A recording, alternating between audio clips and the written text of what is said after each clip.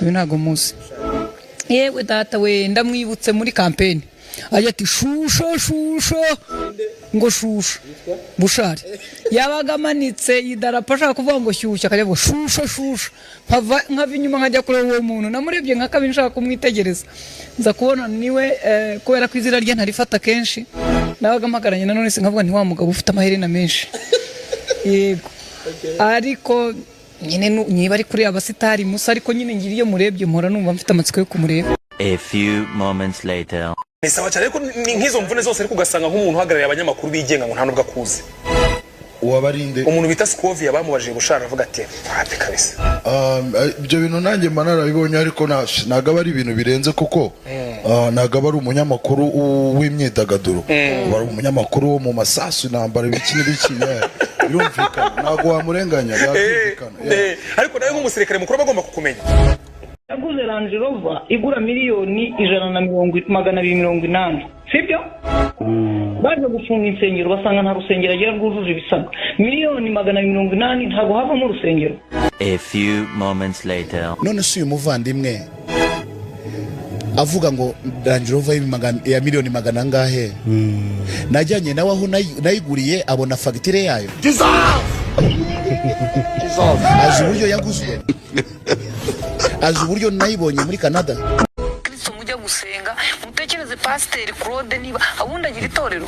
Scovia mfite imyaka 50 y'amavuko ntabwo ndi umwana w'uruhinja ubwira ugira gute Scovia ndi umunyarwanda nanjye reka ngusabe utubashe ko ntari umugabo wawe ntiwakubaha ko ndi umugabo ufite imyaka 50 Scovia ntiwakubaha ko ufite abana bakuze nta bujyanama bwawe ngusabye ntushinzwe habe na gato izo namungira shaka abafamili bagize bagiye hariya yitwandika Supermanage nibikabyo original baraho nawe yitwikira ibikenyeri mu mujyi yacanye izvumbi ritumuka ariko icyambere n'umuntu ukora ibishoboka byose ngo mwabyemera mutabyemera mumenye ko hari icyo gihe rero iyo abantu bazi ko hari byanga bikunda iyo wabikoresheje neza biragutunga.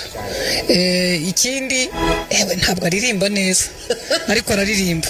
A few moments later. Yamaze kumenya ko umunwa we mugati we cyambere ndamushimira ko ni self made no mama wigize amenya ko umunwa we ari byo biryo bye nta kindi asigaranye aravuga ati nubwo nkuze ariko amafaranga igihe cyose niyo wabugiye gupfa araryoha aravuga ati ndashaje cyangwa se ndakuze yaje ku discoveringa talent y'urebye imyaka igiye none se Scovia harandi makuru abazi usibye amakuru y'Iburasirazuba bwa Kongo harandi makuru Scovia azi nabikubwiye niyo umwitegereje Scovia ni muzima ni self made. Ushize yago yararimo nawe ni nkaya yose imbesherwe naravuga ngo arahunze ngo bari buzamwice ariko banamwica yari yicaye ubwo aravuga ngo se wa mukobwa w'umudj uyu wikirwe yisara yitwa Buriyani ngo papa we yapfuye yiyahuye ngo amenye ko ngari uko yamenye ko abantu bamenye ko ari umutinganyi ngo se wuriye mukobwa ubwo ko showbiz yari irimo Buriyani ipfe yazima nagusanga mu idebe nkakwiciraho. A few moments later. Abonye hari uwitwa Scovia urimo kumenyera na Scovia reka muhega sopo umuntu witwa Scovia baramwogeje nawe ariyogeza reka mbivugira ntabwo akwiye kuza kumbwira amagambo nkoresha kubera ko ejo bundi abonye atangiye kugira abasabzi atangiye gusara kubera ko atazi ibyo naciyemo none se we azi ibyo naciyemo. I don't want peace, I want problems always. Kangaza bounce kandi aracyatahe mu cyaha hafi handi batarubaka umudugudu ugezweho neza cyane ahubwo hari n'ukundi kwibaza arashaka ko bamurinda umuturanyi arashaka ko bamurinda nyina na sagitahira muri nuza muri Annex. A few moments later. N'uruganda rukora envelope muri quartier aho ngaho utuyemo urukora envelope ya Senkani ubusanga rufite umusekirite ku muryango aho hafi ariko ngewe ugiye utaramenya ko ndi uruganda urusetsa abantu bagera mu bihumbi hafi 154 umunsi ku munsi bahurikirana nkaba ndi uruganda ruproducing ibyishimo ntabwo wakumva icyo kintu ubonye mfite sekirite muri politike mama showbiz yakunaniza.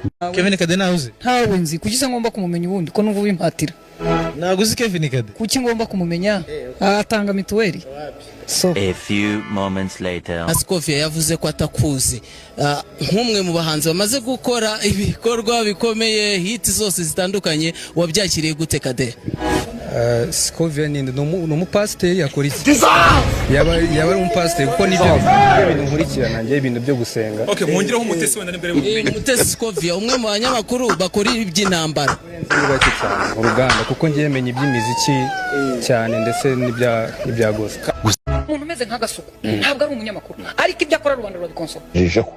Scovia ikosa cyangwa se ikibazo agira hari ukuntu bamwogeza bagakabya bakavuga ngo ngo Scovia ngararenze ngaratwika ngarashishura ngarashinura ngarababura ngarabaza.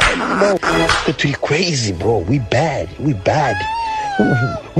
crazy bro. nta nkuru uzi hano navuze mwese mugahaguruka mukanira mugaca ibiti n'amabuye ngo umuntu yarangiye bite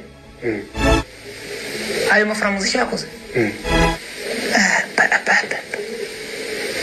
ngo gace bakagarura umuntu ngo yarakize ameze neza mwamubonye yarakize akora he kubiye bitaro abyazamo ko ari muganga mwiza wabyazaga ari nacyo cyari cyatumye abagore n'isi n'ubutaka twese duhaguruka.